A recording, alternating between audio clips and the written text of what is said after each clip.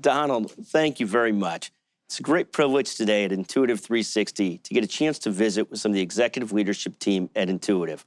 We've got with us today 4 of the most experienced leaders at the company, a combined 57 years of experience with Intuitive. They've seen Intuitive grow from a small company to the most leading company in robotic-assisted surgery in the entire world. So just a pleasure to be with you today. I'm going to ask Dr. CURET, Brian Miller, Bob DeSantis, and Marshall Moore to introduce themselves. MYRIAM, Dr. CURET, can I ask you to start? Yes, thank you, Scott. My name is MYRIAM CURET. I'm the Chief Medical Officer at Intuitive. I've been here nearly 20 years. I was first a practicing surgeon. I actually do still practice both laparoscopic and robotic surgery. As the Chief Medical Officer, I'm responsible for our professional education services, which does customer training, clinical affairs, which run our clinical trials program, our health economics and outcomes research, a group of engineers that do clinical development and human factors, as well as our global public affairs team.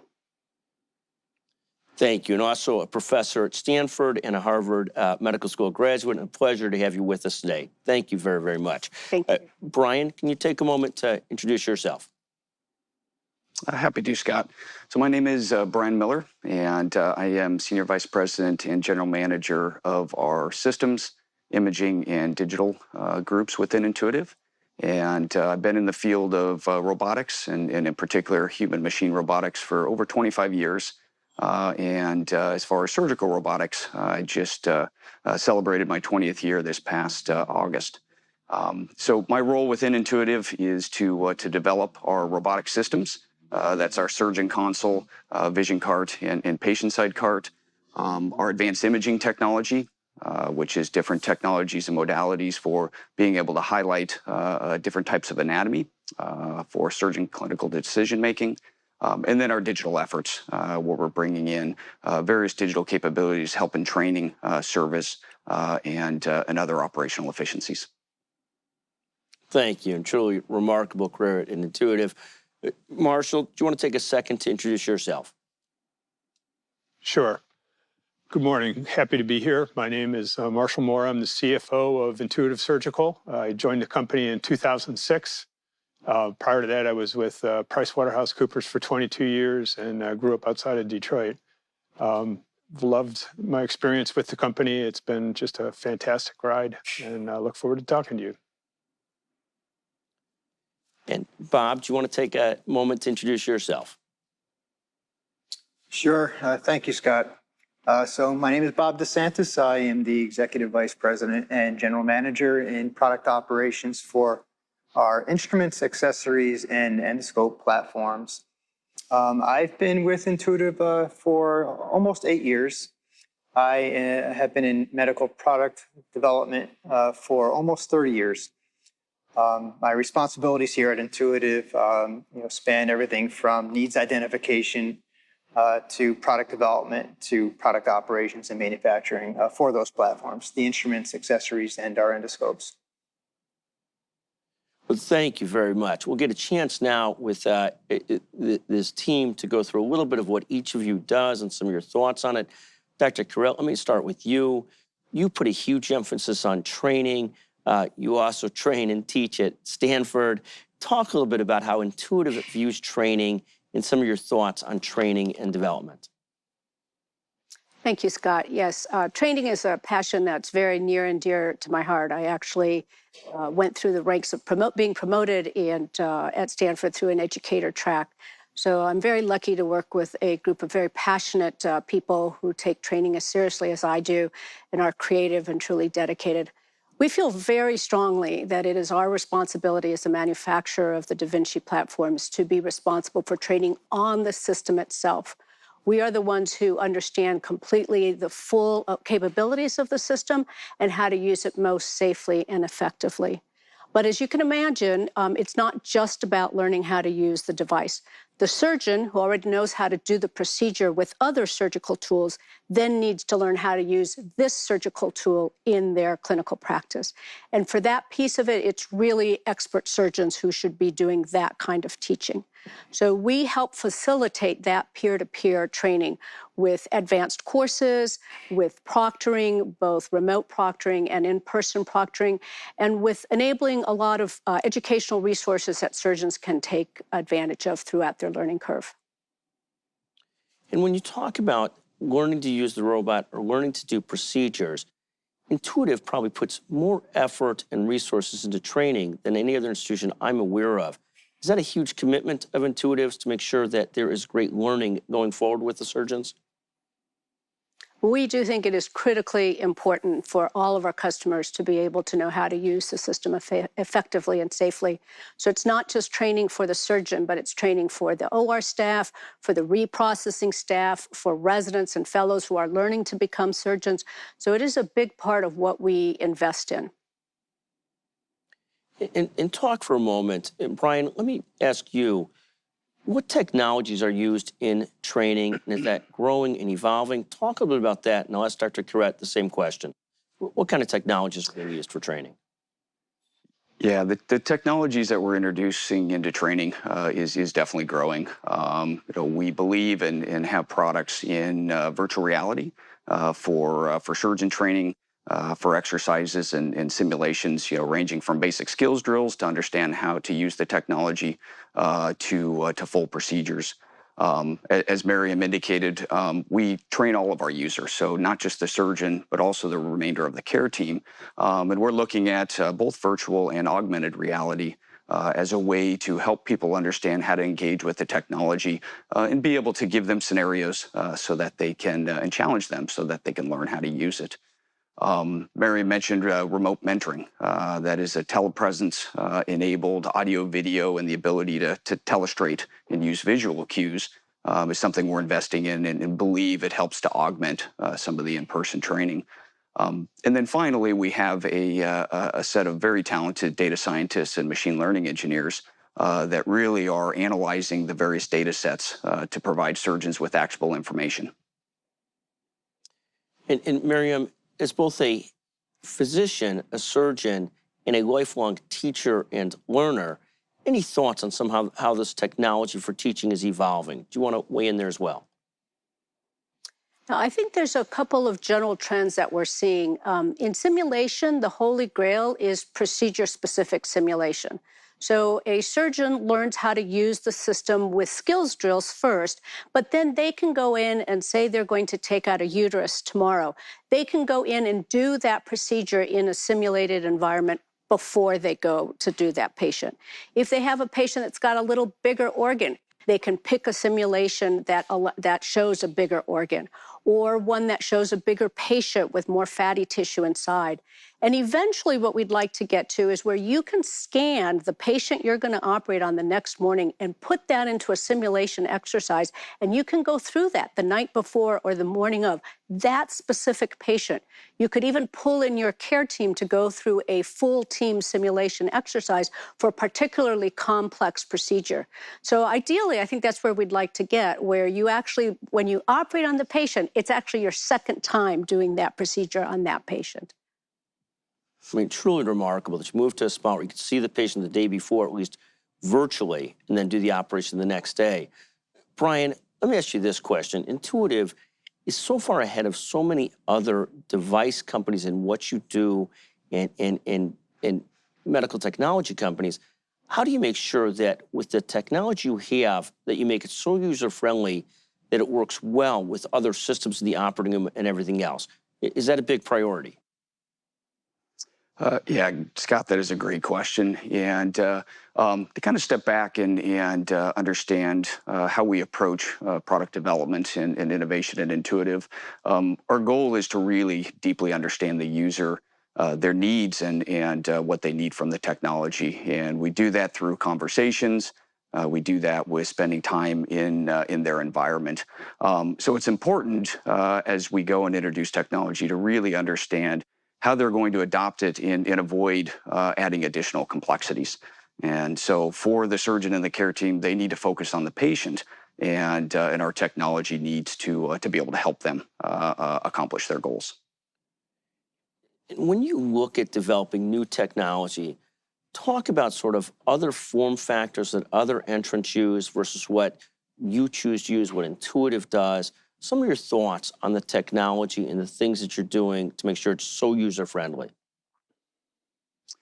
Yeah, our philosophy in system design is to create the best surgical capabilities that applies to the broadest, clinical and surgical conditions, and applies to the broadest patient dynamics and profile. And so when we look at how we design a system, as I mentioned earlier, we understand the environment. We look at it in terms of what is the physical reach that the robotic system needs to accomplish so that it can reach the anatomy and actually perform the procedure. But we also understand the workflows inside of the operating room. And as I mentioned, the ability to bring technology into the operating room and integrate it into the workflow in an intuitive way is extremely important to us. And so in our labs back at Intuitive, we explore a wide range of different architectures and technologies. For the patient side, we've explored with floor-mounted, ceiling-mounted, table-mounted configurations. We've looked at different input modalities for surgeons. We explore in our labs, we bring surgeons in and we evaluate. And to date, our approach that we currently have really has proven to be the most versatile and effective in the operating room. And so by making sure the technology is that user-friendly, I mean, it's really been perceived that that gives you a competitive advantage. Is that a fair statement, how you look at it? Yeah, that is a fair statement. It's the operating room and the people in there, they really have the primary focus on the patient. So our technology should be enabling, but it really should be transparent, which means it's easy to use and everybody understands how to interact with the technology. We've talked so far about training and teaching and also how much work is done to make sure the technology is both magnificent and user-friendly. Marshall, all of this is not inexpensive. To do this as well as Intuitive does, can we talk to you a little bit about some of the financial issues? Marshall, as systems grapple with capital expenditures and working with trying to afford the robotic systems, talk about some of the programs that Intuitive uses to make it a little bit easier for systems to adopt the Intuitive technologies. Sure. About 5 years ago, we introduced leasing and direct leasing to our customers in recognition of the fact that we could be more flexible than independent financial institutions could be. And we offer leasing in all flavors, operating leases, capital leases, and in operating leases, they can be various terms, several months to 4 or 5 years. And in about a couple years ago, we also introduced a pay-per-use model to those customers that are really dedicated to Da Vinci. The combination of those two have really provided customers with a choice and an easier access into Da Vinci surgery or into being able to purchase, to acquire the capital. That has turned out to be really beneficial during this particular time with COVID and the stresses and strains that have been put on hospitals from a financial perspective. It's grown to be about 37 operating leases and pay-per-use model have grown to be about 37% of our placements on a quarterly basis, and it's increasing. And so we're finding that our hospitals are finding that it's a beneficial way to get into Da Vinci surgery. And you've got this sort of position where you're CFO of Intuitive. You're also working hard, and you see this throughout the country as systems prioritize the robotics program. You see more and more of the great systems in the country make this a huge priority that they become leaders in robotic surgery. So you've got systems making that priority of capital expenditures towards this, or whether a capital expenditure or an operating expenditure, however they structure it with you. Talk for a moment about how you look at investing in prioritizing projects at Intuitive itself. Can you take a moment there? Yeah, sure. We start with the North Star, improving patient outcomes. We think about the quadruple aim, reducing the cost of care per patient. And we invest in those areas that will improve on those things. We have a list of priorities. We go through that list and make sure that we're focused on those things that really contribute to the benefit of patient care and cost per use. We've over time, you've seen that we've been able to offer a full array of products that, as a result of those investments, including the X system, the XI system, the SP system, and now Ion. We've also continuously reinvested into the business. We call it the virtuous cycle. Invest into the business, be able to lower the cost to the customer, which in turn creates a larger opportunity for us, additional dollars that we can reinvest into the business and lower costs some more. And you've seen that come out. Recently, we've announced something called extended use instruments, where the instruments are now usable for more uses than the former standard 10 uses per instrument. And that lowers the cost of care. And we find that beneficial, and that virtuous cycle is something we'll continue to invest in as well.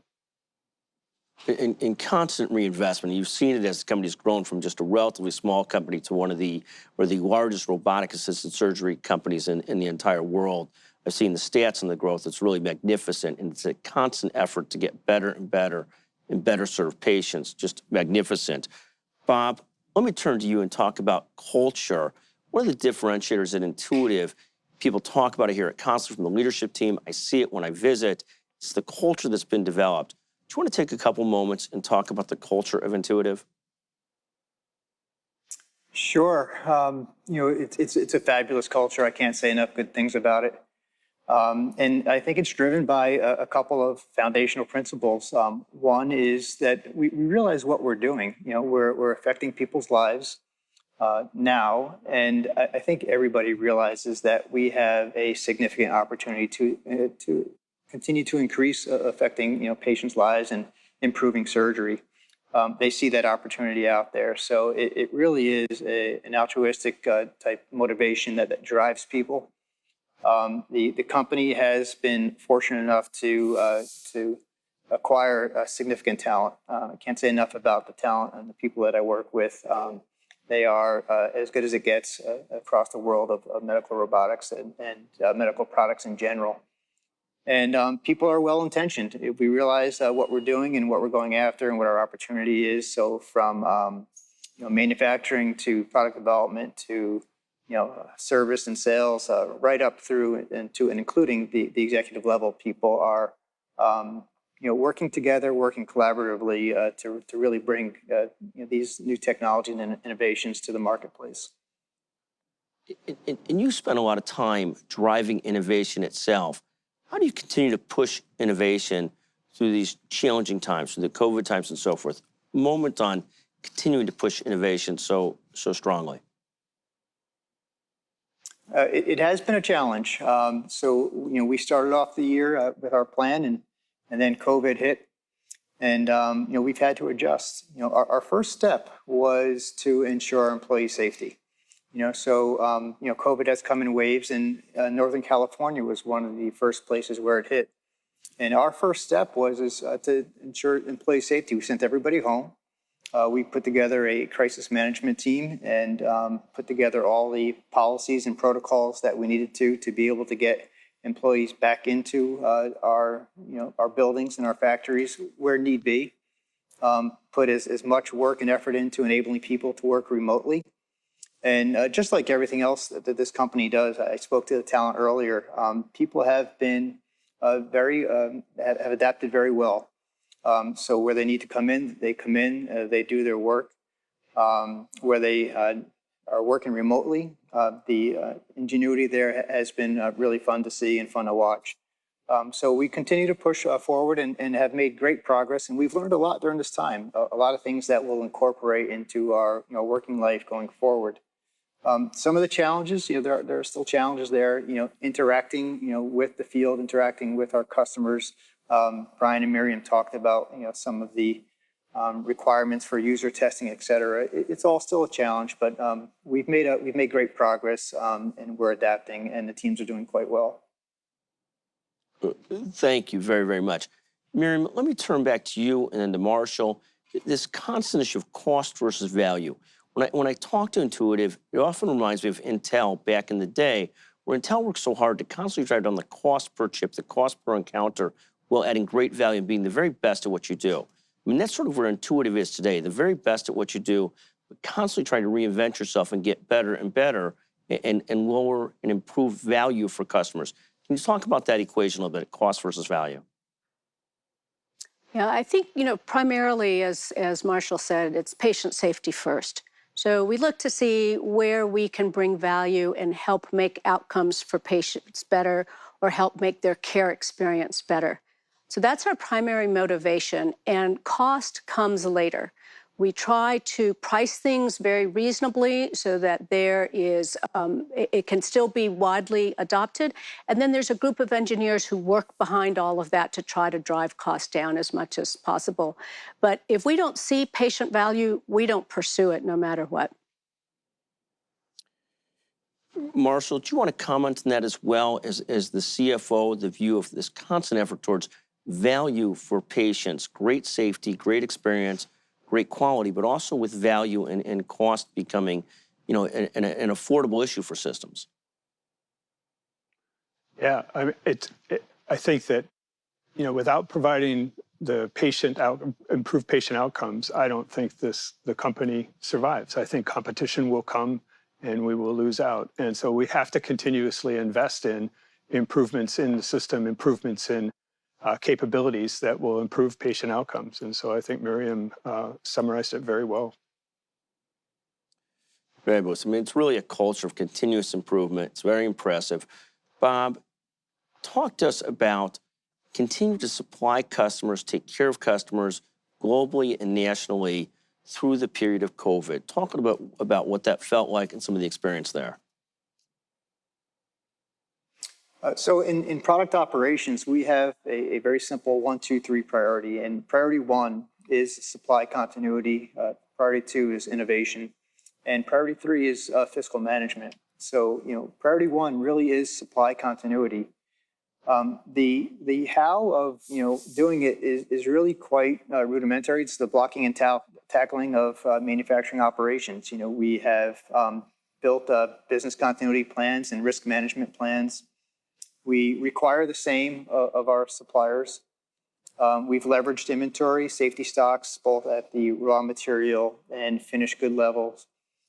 We have built redundant distribution networks, and all this to just ensure that we can continue to provide, our products to our patients and our customers on a regular basis.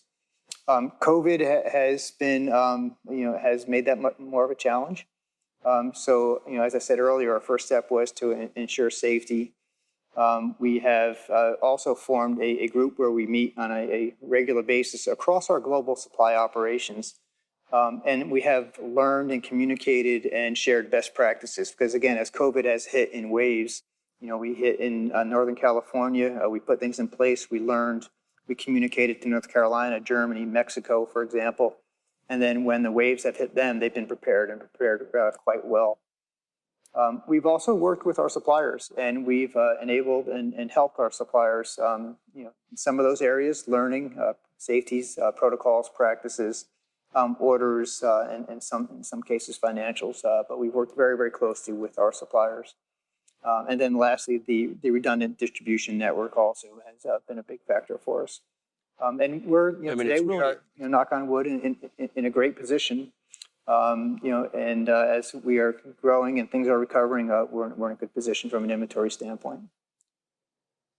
And certainly, while the whole world moved towards complete just-in-time inventory, you had a little bit more risk protection, a little bit better position than the rest of the world to continue to supply things in a really incredible way during this period of time.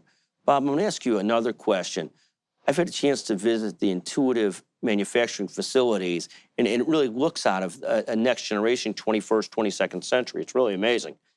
How automated will that manufacturing facility become? You've got great talented people, great talented, an incredible facility. What's the future of automation there in manufacturing? So, our volumes, I mean, it depends on the value of automation, just like everything else. Our volumes range across our product line significantly, from our big capital systems in the hundreds, thousands of units, all the way up to the multiple millions in some of our single-use consumables and accessories. It's in those latter cases where we have leveraged automation. So we have, it should be no surprise that we've done a lot of things organically. We're a company of technologists and roboticists. So developing robotics or leveraging robotics in manufacturing has been a core competency. So for things like our accessories, where we are in the millions, we've stabilized design and then gone to an automated manufacturing process. That gives us financial leverage. It gives us quality, consistency, and helps us scale with volume as our procedures scale. Thank you. So it really depends where the cost benefit is and how automated you get in manufacturing, and how standardized things can become in the volumes. Talk for a moment about surgery, and then I want to turn back to MYRIAM in a moment. Give us 30 seconds on surgery. Will there be a time where surgery becomes totally automated? I think certainly someday. Our focus is on enabling the surgeon more so than replacing the surgeon, and we've done that. We've done that with dexterity, precision, 3D vision. We continue to do that now. Some of the things that were talked about already, as far as adjunct technologies providing real-time information on tissues. There's technologies on our instruments. We've built intelligence into our instruments now. Our stapler, for example, has a technology called Smart Fire, Smart Clamp that can give you feedback as to whether the stapler or the instrument will work sufficiently on a tissue you're clamped on. So for us, it's more a focus on enabling the surgeon versus replacing the surgeon by providing them information that is helpful for them during surgery. I want to thank you very, very much. I think that there's great clarity in that the goal is assisting the surgeon, not replacing the surgeon. Thank you. I want to give each of you a chance in a moment to talk about the following question. Each of you have been an integral part of growing Intuitive into literally the greatest robotic-assisted surgery company in the world. So that didn't even exist 30 years ago, into the greatest in the world. In a moment, I want to ask each of you to give us 30, 40 seconds on what you're most excited about going forward. Before I do that, MYRIAM, Dr. CURET, I want to give you a moment to talk about how evidence is changing in how people evaluate surgery and how that impacts practitioners and others, and how you judge what works and what doesn't work, sort of real-world evidence and so forth. Dr. CURET? I think there's been a real sea change moving towards evidence-based medicine. And typically, the highest level of evidence was randomized controlled trials. But what people have realized is there's limitations to randomized controlled trials, both in terms of the generalization of those results. I mean, can a given patient that doesn't meet the inclusion and exclusion criteria really benefit from that information or not?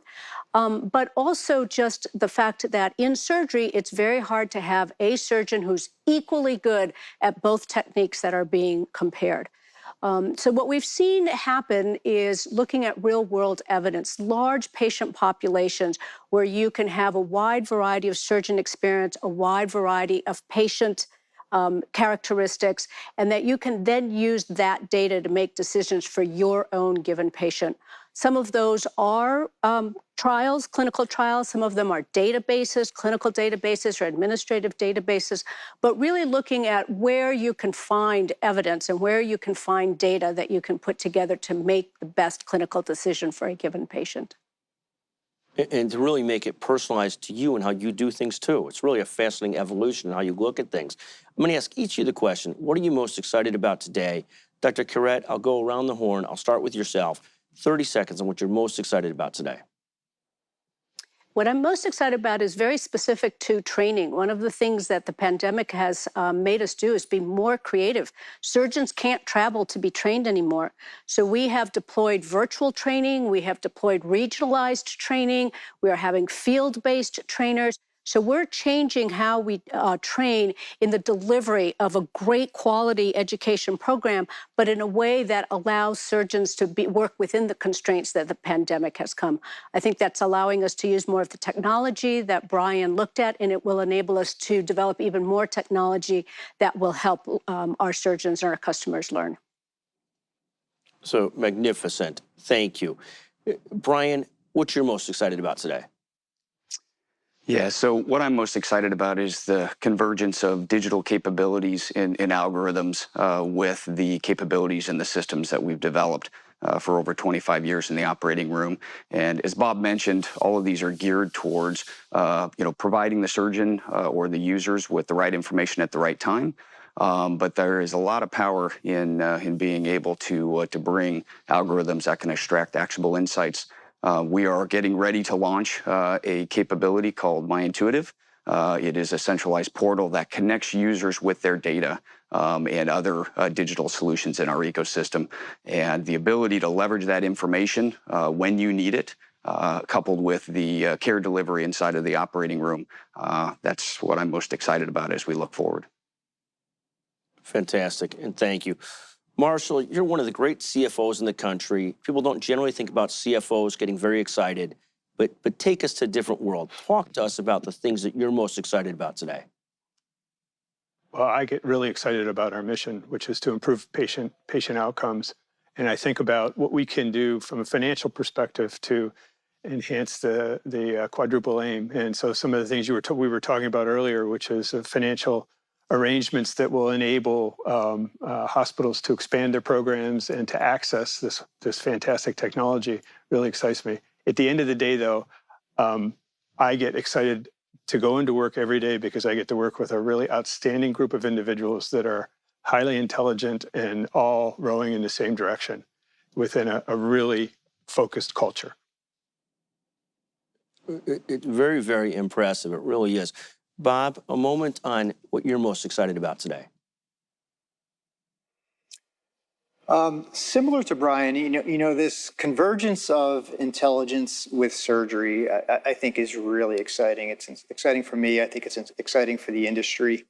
We are bringing technologies that are really going to move the needle on outcomes and on safety of surgery. And it's, and to be frank, I think it's long overdue, and we have the platform that can do it. And we've done the work, we're doing the research, and we're now in the implementation phase on quite a bit of it, but still at the tip of the iceberg.